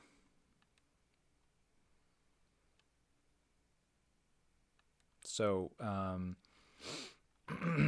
Robert Brander, hey Adam, could you deliver a pizza with a drone? Yes, but the question is, how large is the pizza? That would be the question. But yes, you absolutely could. I mean, I can't. I can't. I don't have the capability to do that right now. Plus, I don't know where you live, so I couldn't deliver you a pizza if you wanted a pizza right now. But that does sound delicious. And are people going to start doing that? I don't know. Maybe. Doesn't seem like a great way of delivering stuff. But yeah, SpeedyB. I'll have to make a note about SpeedyB. I'm going to make a note right now. This is good stuff, guys. This is good stuff. SpeedyB. Does anybody like Back to the Future? You ever seen Back to the Future, And like that scene where Marty McFly is talking to his father in the past, and he's like, wow, this is good stuff, and he's like writing it down. That's how I am right now. That's me. SpeedyB. So yeah, well, this has been great, guys. We've talked about a lot of cool different stuff. Talked about the T-motor as an option with that cool frame for like a not budget really, but like kind of lower end entry level ish. Which honestly, that's like about the highest level that I ever go to. But a good probably good first 5-inch quadcopter with that cool frame. We talked about long range stuff, SpeedyB stuff, Fly Sky stuff. So this is good. So I'm making notes on all these things so that in the future, going forward, I can make videos and stuff, and we can talk more about them. I'm gonna scroll through the chat real quick, and then we're gonna wrap it up here in just a little bit. But I appreciate all you guys for coming and hanging out. Hope you guys are having a fantastic Friday and had a good week, and looking forward to a good weekend, I guess. Ethan asks, does your Tiny Hawk FlySky FSI6X receiver mod work on the Tiny Hawk 2? Because I really want it to. Okay, so that's actually not, it's not a, I see what you're saying, the FlySky receiver mod. So like, but the actual, as far as the actual transmitter, the i6X, that doesn't really have anything to do with the actual receiver mod, aside from the receiver that you can install with that mod allows you to work with the i6X, but it would also allow you to work with other FlySky receiver transmitters. Does it work with the Tiny Hawk 2? I think so. I'm not sure. I'm going to write that down as well and make a note on that to look into that, because I do not have a Tiny Hawk 2. But I will check into it. If it's the same board, then yes. And even if it's not the same board, the concept should be the same.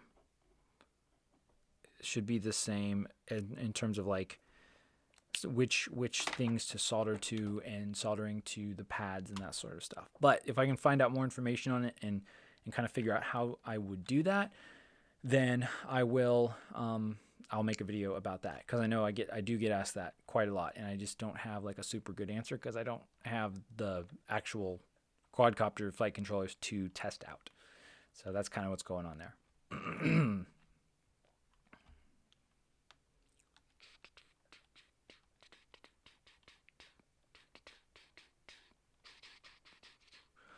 Andre says, love the content, Adam. Your content is criminally underrated. Good night from the Philippines. Well, thank you. And thanks for staying up in the Philippines to come and hang out with us. I appreciate that. Thanks, everybody. We're going to wrap that up. Sorry if I didn't get to your question, but leave it in the comment of, like, once this video, after it's live, you can leave it in the comment there, and then we can pick it up in the next live stream next Friday. So I think we covered pretty much everything, and I can't talk anymore because I've just been talking. So thanks, everybody. Have a great weekend, and I will see you again very soon.